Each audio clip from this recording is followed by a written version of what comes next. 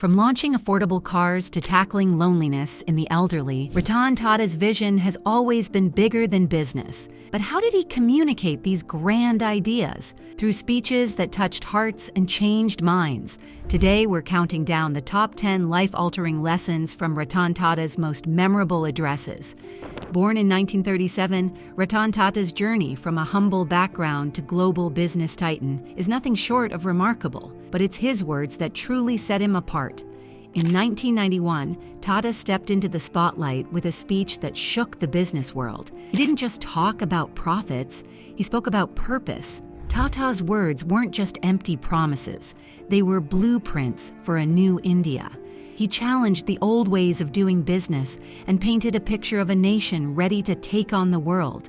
But little did anyone know, these were just the first steps in a journey that would reshape an entire nation. While most billionaires stick to polished boardroom speeches, Tata took a radically different path. He stepped out of his comfort zone and into the streets, using a surprising language choice that would revolutionize how Indian leaders communicate with the masses. Ratan Tata's speeches weren't just about corporate jargon and profit margins. They were a breath of fresh air in a world of stuffy business talk. You see, Tata had a secret weapon that made him stand out from other tycoons. He spoke Hindi. Yes, you heard that right. In a country where English often dominates high-level discussions, Tata chose to connect with people in a language they understood best.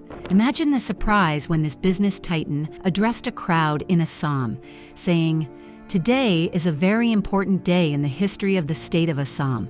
It wasn't just about what he said, but how he said it. Tata's use of Hindi allowed him to reach out to people from all walks of life, from the bustling streets of Mumbai to the remote villages of Assam. But Tata's speeches weren't just about feel-good moments. They were blueprints for real change. Take his commitment to healthcare, for example. At the inauguration of cancer hospitals in Assam, Tata didn't just cut ribbons and smile for photos. He spoke about the harsh realities of cancer treatment in India. Cancer, which is not a rich man's disease, is being equipped to serve and treat the millions of people that are inflicted, he said. This wasn't just talk. It was a call to action. Now, you might be thinking, that's all well and good, but how did Tata plan to turn these grand visions into reality? Well, that's where things get interesting. Tata wasn't afraid to get his hands dirty. He knew that transforming India wasn't going to be a walk in the park. There were going to be challenges, setbacks, and moments of doubt. But Tata was ready for the long haul.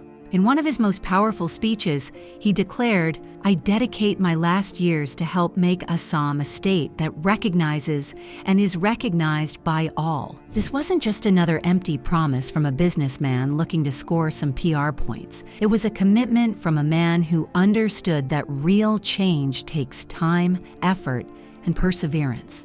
Tata's speeches weren't just about painting a rosy picture of the future. They were honest, sometimes brutally so. He didn't shy away from discussing the practical challenges of implementing his visions in India. From bureaucratic red tape to infrastructural limitations, Tata addressed these issues head-on. But here's the kicker. He didn't just point out problems.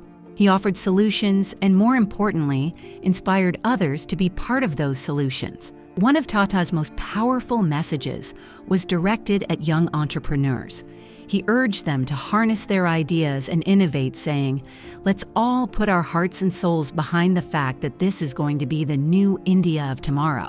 It wasn't just a call to action. It was a rallying cry for a generation of Indians to take charge of their future. Tata's words sparked a revolution, but not the kind you'd expect. He exposed a paradox at the heart of India's business culture. How could a nation of shopkeepers become a global powerhouse? Ratan Tata's vision for India's future was both inspiring and challenging. In his address at T-Hub, he didn't mince words. "We are a nation of people who have been shopkeepers, yet we have not been recognized all over the world as an enterprising country," he said.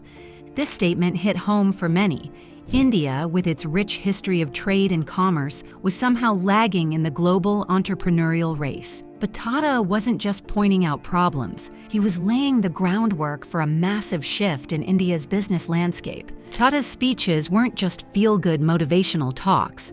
They were wake-up calls. He highlighted a troubling trend that was draining India of its talent. People who left India and gone elsewhere, why? Because the environment here didn't support them, he observed. This exodus of bright minds was a clear sign that something needed to change. But here's where Tata's genius shone through. Instead of dwelling on the negative, he painted a picture of what could be. He saw potential where others saw obstacles. Enterprise today is an ability of someone who may be in his 20s, who has a good idea, and he needs to find a way to implement them, he said. This wasn't just empty praise. It was a call to action for young Indians to step up and take charge of their ideas. Tata's vision was clear. He believed that India's future lay in embracing new technologies that didn't require massive financial investments. It was a bold idea, especially coming from a man who had built his empire on traditional industries. But Tata knew that times were changing, and India needed to change with them. His speeches weren't just about grand visions. They were about practical steps and real change. Tata encouraged young entrepreneurs to look beyond the traditional ways of doing business. He urged them to explore technologies that could be implemented without billions of dollars in investment. This approach opened up a world of possibilities for those who might have thought entrepreneurship was out of their reach. But Tata's message wasn't just about business success. He emphasized the importance of ethics and values in entrepreneurship. Look at being ethical and holding the value systems which you want this country to have, he urged future leaders. This focus on ethical practices set Tata apart from many of his contemporaries. Tata's words resonated with a generation of young Indians who were hungry for change. They saw in him not just a successful businessman, but a mentor who understood their struggles and believed in their potential. His speeches didn't just inspire. They provided a roadmap for action. The impact of Tata's vision and words can't be overstated. Years before India's current startup boom, he was planting the seeds of an entrepreneurial revolution. He challenged the status quo, encouraged innovation, and most importantly, believed in the power of India's youth to drive change. Ratan Tata's business acumen is legendary, but it's his latest venture that's truly turning heads. Why would one of India's most successful entrepreneurs suddenly shift his focus to an issue affecting millions of seniors? The reason hits closer to home than you might think. For Tata, success wasn't just about building empires or amassing wealth. It was about using his influence to create a more compassionate society. This vision became crystal clear when he launched Goodfellows, a startup designed to combat loneliness among the elderly. But what sparked this unexpected move? The answer lies in Tata's personal experience with isolation. At the launch of Goodfellows, he shared a poignant insight.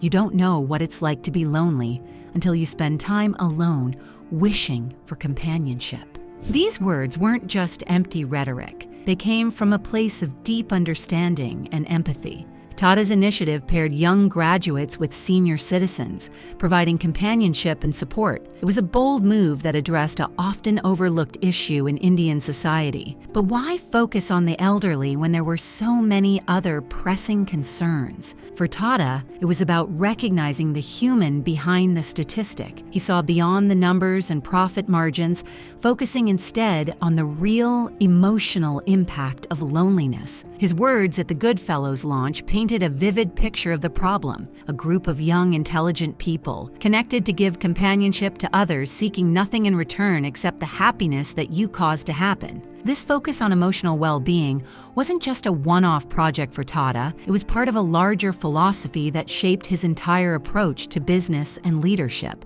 He once said, "I have always stood up for what I consider to be the right thing, and I have tried to be as fair and equitable as I could be."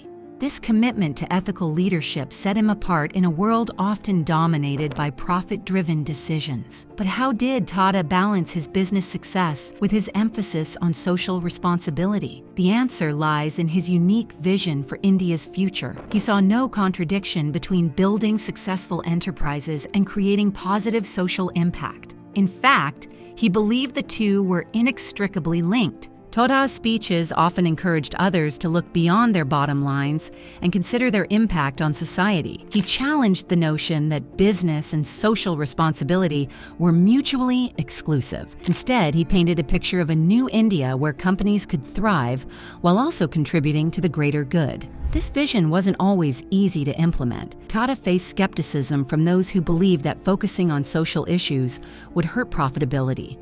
But he remained steadfast in his belief that ethical business practices and social responsibility were not just moral imperatives, but also smart long-term strategies. Tata's approach to leadership also stood out for its emphasis on humility. Despite his immense success, he never lost touch with the common person. His use of Hindi in speeches, his willingness to address crowds in remote areas, and his focus on issues affecting everyday Indians all spoke to this commitment to staying grounded. But perhaps the most striking aspect of Tata's vision was its focus on inclusivity. He didn't just want to create a more prosperous India, he wanted to create a more compassionate one. His initiatives, from affordable housing projects to healthcare improvements, all aimed to bring more people into the fold of India's progress.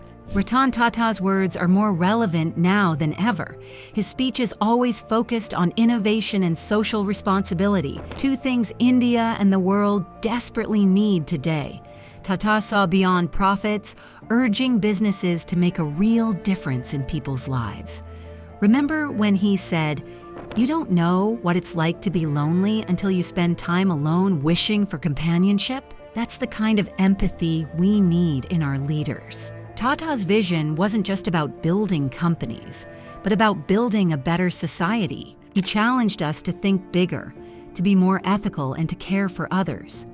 His words, "If you want to walk fast, walk alone. But if you want to walk far, walk together," are a powerful reminder that real progress comes from working together. It's up to us now to take Tata's vision and make it a reality in our own lives and communities.